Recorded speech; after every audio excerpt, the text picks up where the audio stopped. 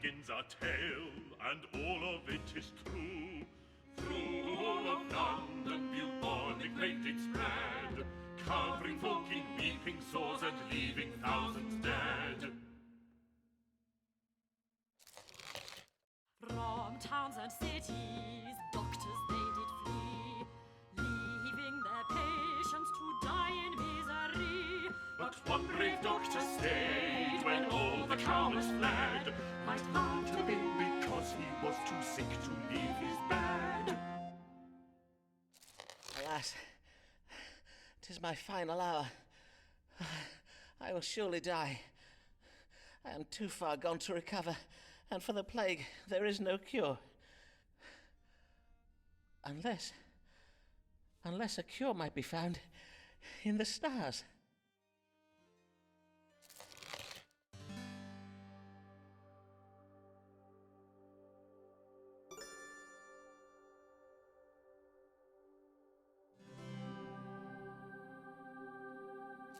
Let me see now. According to the stars, the way to cure the plague is to treat the fever it provokes. Oh, can it be true? Might a disease so monstrous as the plague be cured by treating it as if it were an exceeding bad fever? Then I must use powerful herbs to bring the fever to crisis and break it. Let me see now. Angelica and dandelion for heat, borage to provoke sweating, infuse them in wine, strain and distill the mixture to produce a most powerful strong water.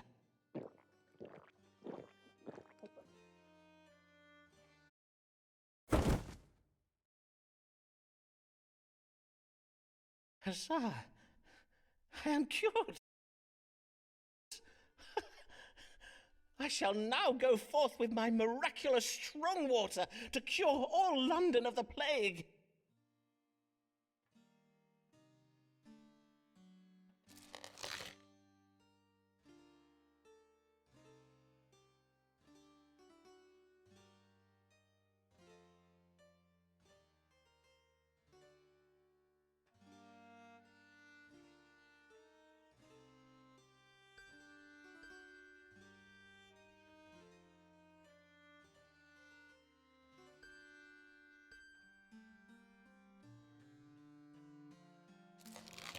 Foreman made a plague cure and used it on himself, then left his house to restore Londoners to health. Huzzah! Huzzah! Huzzah! Huzzah! Huzzah! Huzzah! Huzzah! Huzzah! Simon Foreman, he cured us of the plague. 'Tis through Some details are a little vague, but we know he used astrology and doses of strong water. So what if he be not a proper licensed doctor?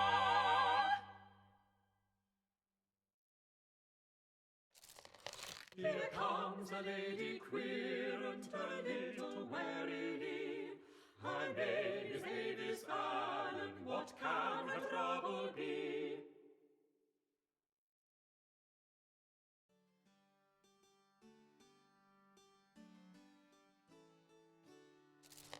God give you good day, madam. How may I? Are you Mr. Foreman?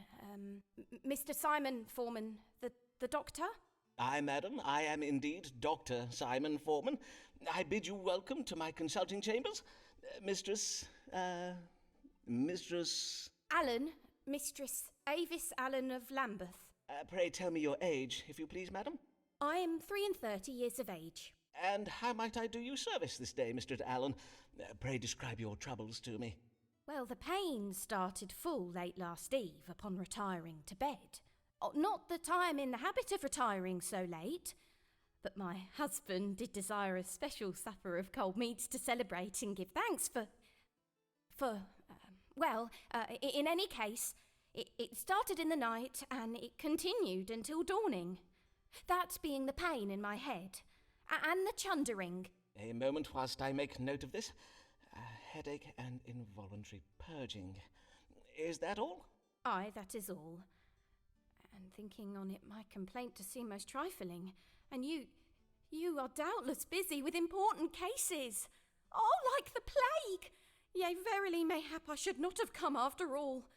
Good day. Prithee, do not go, for I assure you, madam, your case verily is important to me. And 'tis important to you, is it not, Mistress Allen? Else you would not have come this day. Well, I. Let us consult the stars now then, shall we?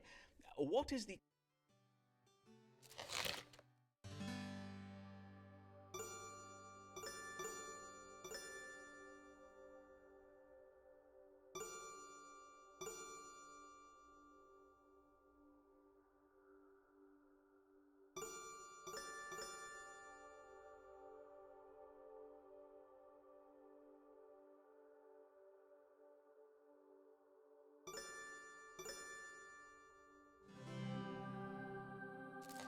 Mistress Allen, it appears you are suffering from evil digestion.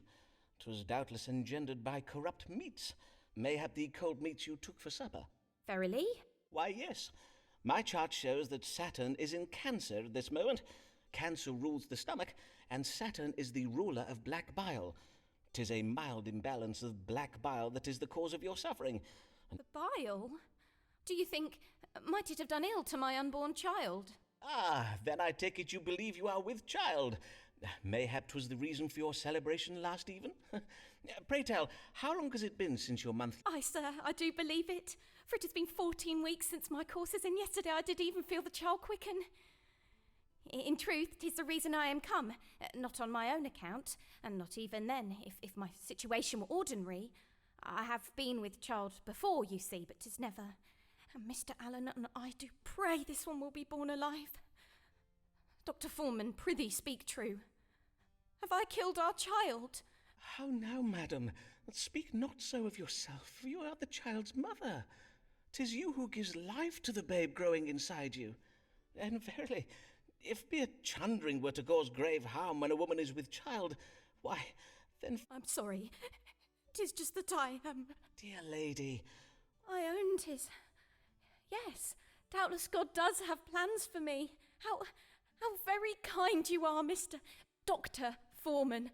I thank ye, and fare you well, sir. Fare you well, Mistress Allen.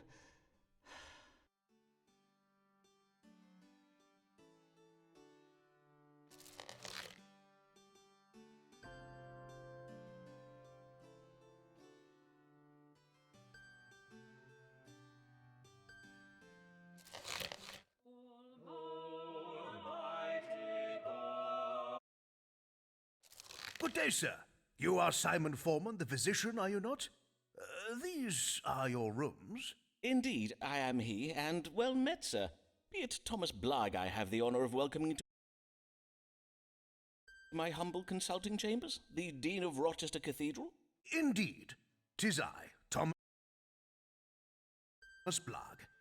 Though it is not upon church business that I come to you this day. 'Tis upon a matter of my own that I require counsel. I have lately been offered some very lucrative investment opportunities, and, well, it is said that God speaks to us through the stars. Indeed he does. 'Tis well known that astrology is but a conduit for the word of God, as interpreted using scientifical means.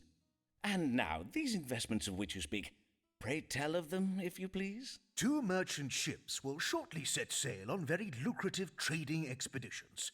I do not possess the coin to invest in both. Hence, I must choose between them. And I must choose very wisely indeed. For sea voyages are most perilous, and if my ship were to founder or be captured by pirates, I would lose my entire investment. Aye, forsooth, 'twould be most lamentable, to say nothing of the poor souls who might lose their lives. Who are, naturally, the greater of my concerns. Aye, naturally. And whither might these ships be bound? The first is bound for the Spice Islands of the East. 'Tis a voyage to be undertaken by a ship named the Conquering Cherub. The other is the Pride of Yarmouth. She is to bring back sugar from the Americas. Have you now the information you require? Then perchance you may divine for me upon which of these 2 ships our Lord God has bestowed his divine blessing. Aye, Dean Blagg, we may now consult the stars. Should Thomas Blagg invest in the voyage of the Conquering Cherub, or that of the Pride of Yarmouth?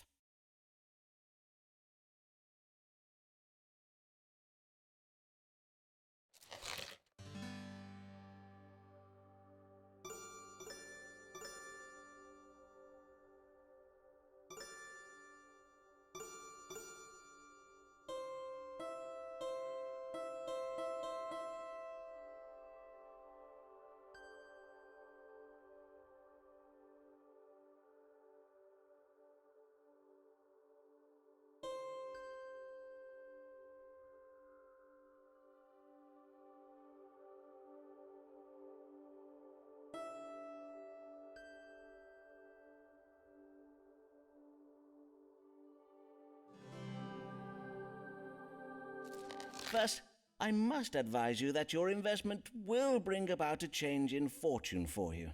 I should hope so. Indeed, it is the reason for my desire to make such an investment. But in which ship? You must invest in the Bride of Yarmouth. The Bride of Yarmouth? The bride? But how on earth? Allow me to explain, Dean Blagg. In the house of marriage, we see the planet Venus, which does represent femininity. And what is the feminine element of a wedding? 'Tis the bride. Ergo, the Bride of Yarmouth. Do you now see? I assure you, my logic is most sound. Doubtless it is, though 'tis of no use to me, for I said nothing of a ship called the Bride of Yarmouth. 'Twas the Pride of Yarmouth. Pride, with a P. Ah, verily. But I... Oh, tush, Dr. Foreman.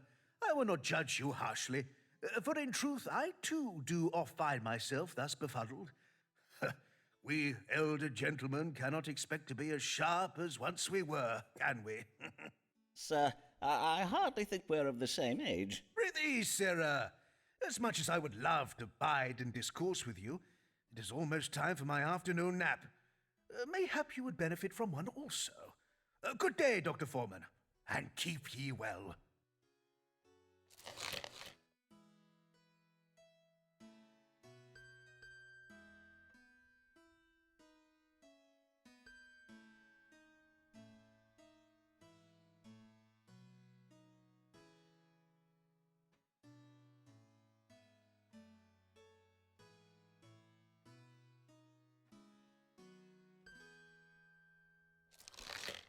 Here comes Emma, shy and comely maid. All men who meet sweet Emma wish to come to her aid. Timid as a Good morrow, sir. Pray tell, are these the consulting chambers of Simon Foreman, Doctor of Astrology and Physic? Indeed, 'tis I, Dr. Simon Foreman. And your name, madam? Emma Sharp of Shoreditch, sir. 25 years of age. Welcome, Miss Sharp. And how may I do you service this day? Well, 'tis a trifle delicate. A man has asked me to be his wife. A dear, kind man, but I fear you will think me cold, Dr. Foreman. There, madam, whatever is the matter? Well, he is exceeding advanced in years. I do worry he may not be long for the world, and if he were to die, I do not think I could bear it. Verily, I would not. Indeed, methinks I would rather not marry him at all. Am I very heartless, Dr. Foreman? Nay, not in the least, madam. Your fears are most reasonable. A man in the winter of his life is indeed more likely to die. I assure you, madam, 'tis a medical fact. But methinks you wish to know whether this man be afflicted with a grave health condition, do you not? To wit, any ailment that might soon prove fatal? Forsooth I do. That is my question precisely. Why, Dr. Foreman, 'tis as if you have a gift for reading minds. Merely the gift of logical surmise, madam. Let us see whether a judgment of the stars may calm your fears. Does Mr. What was your gentleman's name? Mr. George Middleton, a wool merchant. Does Mr. Middleton have any ailments that might hasten his death?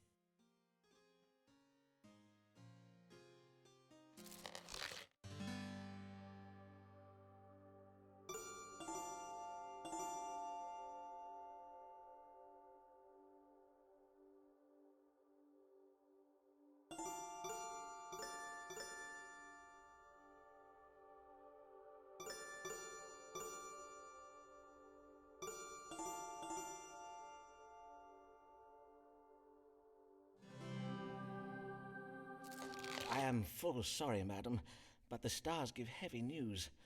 Mr. Middleton suffers from a cardiac passion. Indeed, his heart may stop at any moment. He must avoid anything that might alarm or trouble his vital spirits. One shock could be enough to kill him. Oh, woe, alas, poor Mr. Middleton. I thank you for your kind understanding, Dr. Foreman, and for your discretion in this matter. I will at once to my family go and beseech them not to make me accept Mr. Middleton's proposal. God give you good day, Dr. Foreman.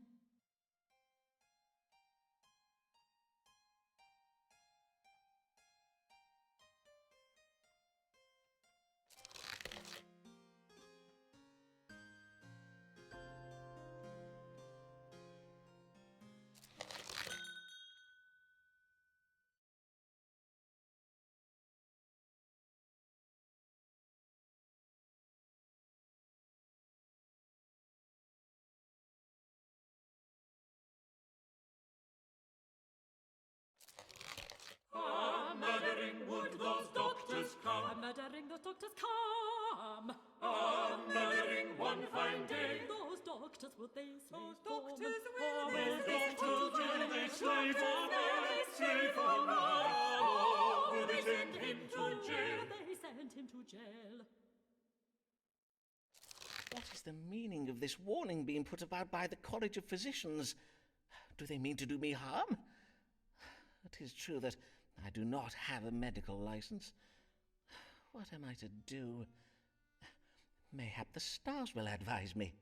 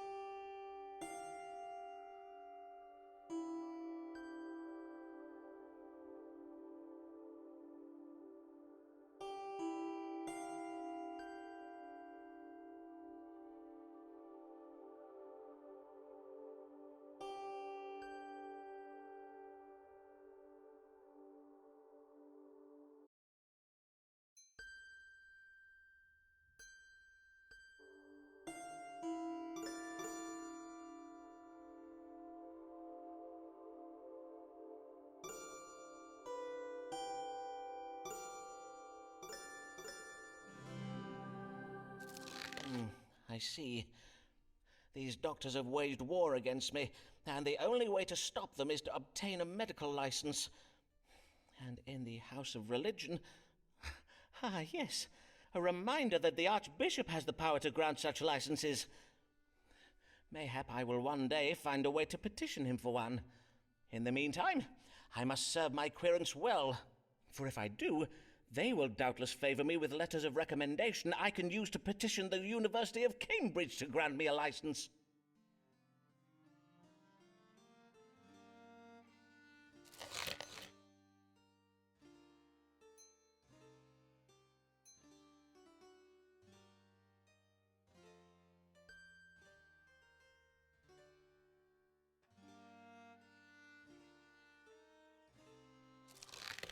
Who's this man at the door who we've not seen before? Who's this man at the door who we've not seen before? Who is come to inquire dressed in such strange attire? Tis Signor Ferraro.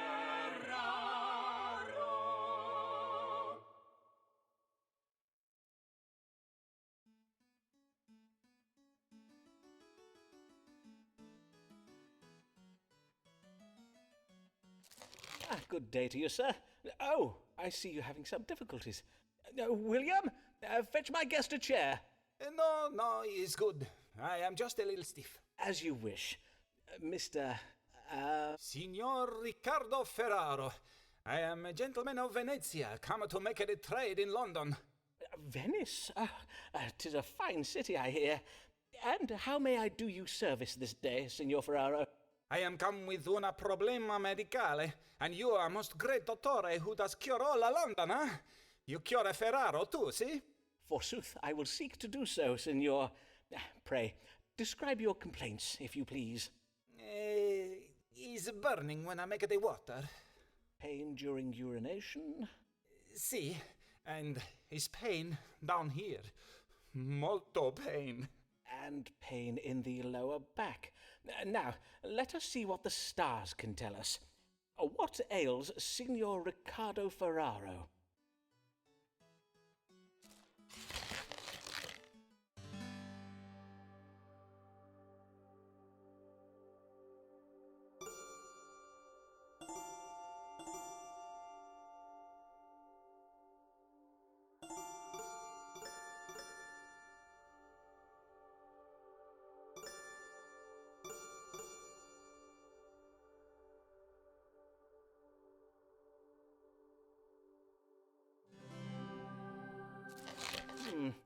"'Tis a case of stones in the kidney, I regret to say.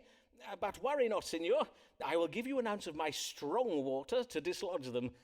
Drink this entire flask when you rise at dawn tomorrow. You may then expect to evacuate the stones by way of your privy member within just a few hours." Ah, your famous strong water. This water is said to cure the plague, huh? I thank you, Signor Foreman. And now Riccardo Ferraro bids you good day.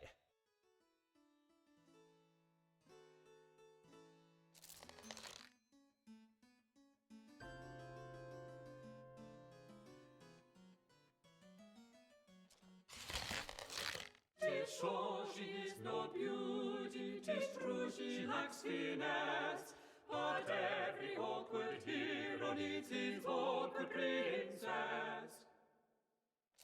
Ah, well met, Mistress Allen. Pray tell, the last time I saw you, you were with child, methinks. Pray tell, how fares... I would rather not talk about that, if you please. Oh, I see. I am full sorry, madam. What I'm brings come you upon... this? The I matter beg that your brings... pardon, madam. I prithee, madam, say on. I'm come about the new law. I know not what to do, and I... You are in trouble with the law, madam? Nay, at least not yet, but my neighbours have begun to remark unkindly upon my absences, my Sunday absences from church. I am afeard one of them may soon denounce me. Ah, 'tis the Act Against Recusants you speak of.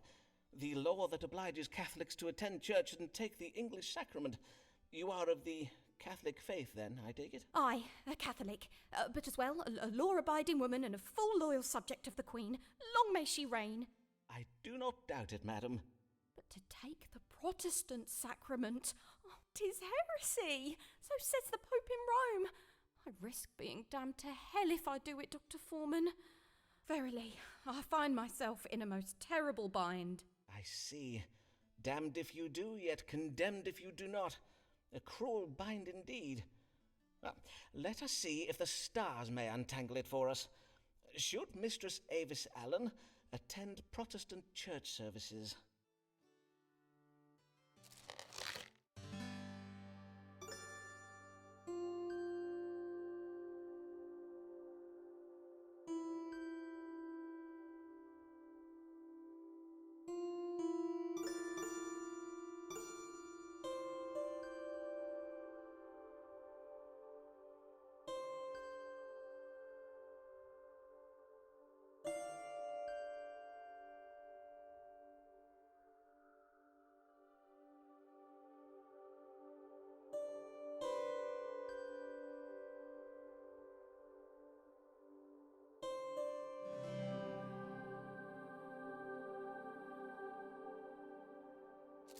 I fear the stars confirm your fears.